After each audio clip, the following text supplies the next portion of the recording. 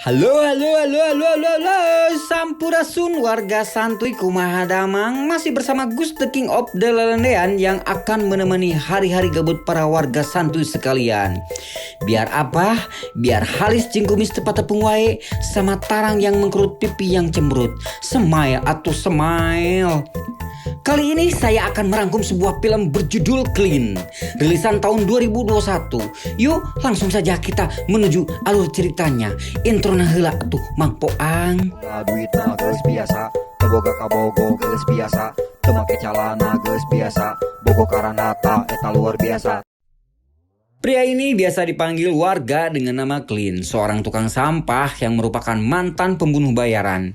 Kini ia menjalani hidup di sebuah kota terpencil sebagai bentuk penebusan dosa perbuatannya di masa lalu. Ia bertugas mengumpulkan sampah dari malam hingga subuh setiap harinya. Clean melewati jalanan kumuh dan rumah kosong yang sering menjadi TKP kriminal.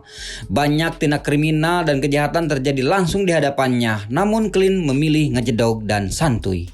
Clean dianggap sebagai orang yang suka membantu tetangganya. Bahkan Clean sering mengurus anak tetangga yang sangat mirip dengan mendiang anaknya yang sudah lama meninggoy. Clean juga menyiapkan bekal untuk anak itu setiap paginya. Clean mencari penghasilan tambahan dengan mengumpulkan rongsokan antik yang dia temui di tempat pembuangan mantan dan memodifikasinya supaya berfungsi kembali. Kemudian ia menjualnya ke toko antik yang kebetulan pemiliknya merupakan teman baiknya. Di toko itu juga menjual senjata api yang setiap kali Clean melihatnya, ia teringat masa lalunya sebagai pembunuh bayaran. Setiap kali mengingatnya, Clean merasakan ngedeg-deg dan menyesal. Malam harinya Clean ditugaskan untuk kerja lembur mengumpulkan sampah. Ketika sampai di lokasi, ia melihat sekumpulan orang sedang mengerumuni truk muatan alabatan pembagian BLT di depan sebuah resto seafood. Clean tahu kalau ada yang tidak beres dengan gerombolan itu. Masa ia bongkar muat sampai dikawal orang bawa bebedilan dan bawa maung? Pemilik resto itu pun melihat ke arah Clean dan memperhatikan gerak-geriknya. Agar tidak dicurigai, ia segera menyelesaikan pekerjaannya. Sejak melihat pistol milik orang di resto seafood kemarin, Clean jadi sering mimpi buruk. Putrinya selalu hadir di mimpinya dan itu membuat Clean gelisah. Kalau saja ia tidak menjadi pembunuh bayaran, mungkin putrinya masih hidup sekarang. Tapi apa boleh buat, nasi sudah menjadi lontong. Ia hanya bisa menjalani hidup walaupun dihantui rasa penyesalan. Untuk mengobati perasaan bersalahnya, Clean melampiaskan dengan memanjakan Dianda, putra tatanggi sebelah. Saat Clean menaruh sepeda di rumahnya anak itu, neneknya Dianda terlihat tidak suka dengan kehadiran Clean. Si nenek yang gengsian berlagak judes karena ia tidak mau terus-menerus dibantu oleh Clean. Si nenek cerita dulu daerah ini banyak penghuninya, namun setelah narkoba merajalela, anak-anak muda menjadi barbar dan kasus kriminal pun meningkat. Andaikan saja kota ini bisa kembali seperti semula, mungkin anak-anak muda bisa terselamatkan. Nenek meminta tolong pada Clean agar menyelamatkan kota ini dan mengembalikan seperti dulu. Namun Clean cuek bebek. Wrr. Sementara itu di sisi lain kota, bos resto seafood yang kerap dipanggil Michael itu sedang gencar-gencarnya bongkar muat. Kali ini ia melakukannya di siang hari karena takut dicurigai jika menurunkan muatan di malam hari. Padahal mau siang ke, mau malam ke, kalau tarigu-tarigu yang diselundupkan mah tetap atuh aja ilegal dan narkoboy eta mah. Ia dengan cerdik menyusupkan puluhan kilo tepung terigu ke dalam badan lauk ikan cupang. Setelah transaksi beres, Michael tiba-tiba memukul si pengantar secara membabi bagong. Anaknya Michael yang ada di sana hanya terdiam ketika Michael ngeleketek orang di siang bolong. Sambil berlumuran darah, Michael lalu mengancam anaknya kalau ini adalah bayaran bagi mereka yang berani meremehkan dirinya. Sombong sia. Di malam harinya, Michael kembali menceramahi anaknya agar kelak ia bisa menjadi bos gangster penerus dirinya. Namun, omongannya ini sama sekali tidak digubris. Merasa diremehkan, Michael pun naik pitam dan mencekik anaknya sendiri. Mereka pun saling adu bacot sampai anaknya Michael mengancam akan menusuknya. Bukannya takut, Michael yang tahu kalau anaknya adalah pengecut malah menantangnya. Kata-kata dari Michael ini membuat sang anak kena mental. Hingga akhirnya anak Michael kabur dari rumah dengan diiringi sumpah serapah dari ayahnya. Si Michael teh atuh eta mah turunan Aki Zeus dibentar sia. Ketika Clint datang mengumpulkan sampah di daerah Michael, ia melihat banyak darah berceceran di tumpukan box. Saat Clint menghancurkan sampah box itu, Michael tiba-tiba berada di sampingnya dan mencoba menyuap Clint agar tutup mulut. Namun ia tidak menerimanya dan langsung pergi dari tempat itu. Sejak bertemu Michael, Clint yang biasanya santuy saat melihat tindak kriminal menjadi tidak tahan untuk menolong korban. Aksi heroik ini dihadiahi pukulan fatal yang hampir merenggut nyawanya. Clint seharusnya buang muka saja seperti biasanya dan tidak perlu ikut campur urusan orang lain. Dengan begitu, ia tidak akan babak belur seperti ini dan rarainya aman.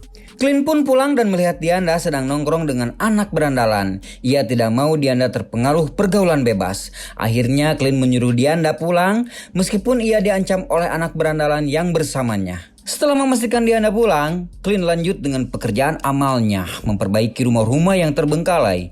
Saat sedang bekerja, ia tidak sengaja melihat sekelebat bayangan anak kecil dari celah jendela. Clint yang penasaran menobrak pintu rumah, seolah mendapatkan petunjuk. Ia mengarah ke sebuah ruang. Di situ tersimpan peti berisi kunci Inggris. Clint pun mengambil peti tersebut dan membawanya pulang. Di perjalanan ia melihat sepeda Dianda terparkir di sebuah rumah. Rumahnya begitu ramai sampai alunan musik dangdut koplo terdengar keluar.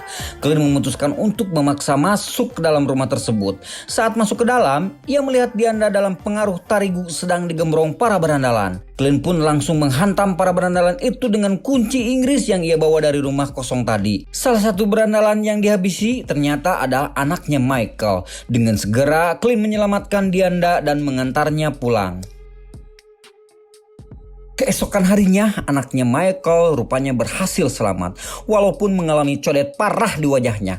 Insiden ini membuat Michael marah sekaligus malu. Ia tak menyangka kalau anak dari bos gangster ini tidak bisa membela dirinya sendiri. Ia juga berkata kalau ia akan mengusir anaknya karena tak butuh laki-laki pecundang. Anaknya yang babak belur hanya bisa mewek ketika tahu yang dipedulikan ayahnya bukanlah dirinya, melainkan reputasi, gengsi, reboisasi, dan melumtarasi. Michael yang berencana untuk membalaskan dendam pada Clint pun mengirimkan anak buahnya untuk mengejar Clint yang kabur keluar kota bersama Dianda dan neneknya. Dianda dan neneknya yang berada di rumah makan Padang berhasil dipojokkan oleh anak buahnya Michael. Saat Dianda dan neneknya terpojok, Clint datang dan segera menghabisi mereka.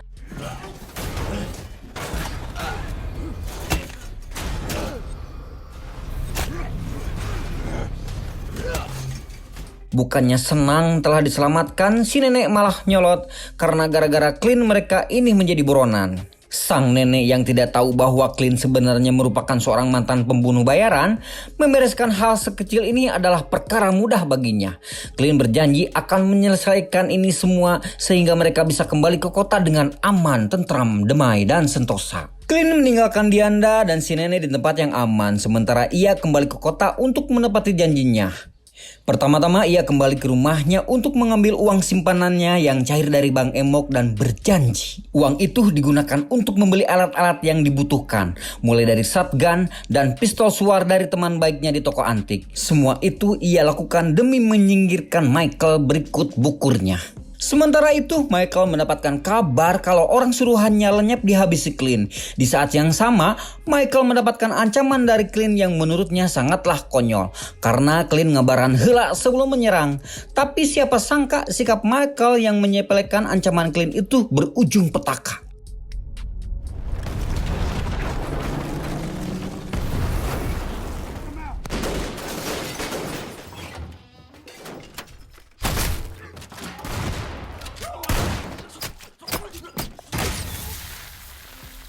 Mendengar kegaduhan ini, istrinya Michael sepertinya sudah menduganya. Tanpa ragu atau memang dia sudah gak cinta lagi, ia membantu menunjukkan lokasi Michael. Saat Clint kehabisan pelor, kebetulan ia melihat banyak koleksi shotgun hingga sniper milik Michael. Namun saat mau mengambilnya, ia diterjang oleh tukang tipung. Michael merasa lega ketika melihat anaknya datang. Dikira ingin menolong, ternyata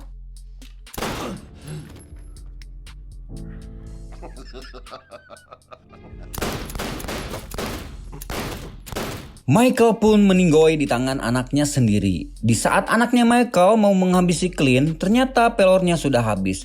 Sehingga Clint pun lolos dari maut.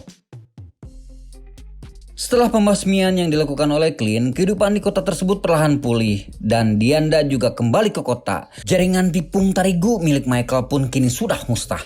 Berkat Clint, selain bersih-bersih sampah, ia juga mampu membersihkan sampah masyarakat. Hebat si Clint bisa membersihkan noda-noda membantal sesimpel itu. Yeay! Dan film pun tamat. Gimana para warga Santu spoiler alur cerita filmnya? Ending yang sangat menggerakkan bukan? Bocil FF. Pesan yang bisa kita ambil dari film ini adalah masih aja ketika mau berbuat baik selalu ada ujiannya. Kenapa ayo? Karena hidup itu tak lepas dari yang namanya ujian, cobaan, dan beletak-beletuk lainnya. Maka dari itu bersiaplah menghadapi dengan pikiran yang jernih, tenang, sabar dalam segala hal. Karena hidup itu berat bagi yang menanggapi hidup itu adalah masalah. Kita pun akan lelah, luhlah, dan kalah. Ambil baiknya dalam film tadi, terimakan apapun yang terjadi, hadapi segala konsekuensi. Karena masalah takkan pergi kalau tidak dihadapi. Hayo, pusing tuh, sarua aing pusing. Intinya jangan terlalu dipikirkan kumaha brehna. Tapi carilah solusi untuk menghadapi. Biar apa? Suatu saat dapat solusi, masalahnya mungkin akan pergi. Intinya gitu lah. Saya Agus beserta jajaran yang bertugas pamit sebentar. Nanti ketemu di alur cerita film berikutnya. Hatur thank you. Next time. Selembel. Nik.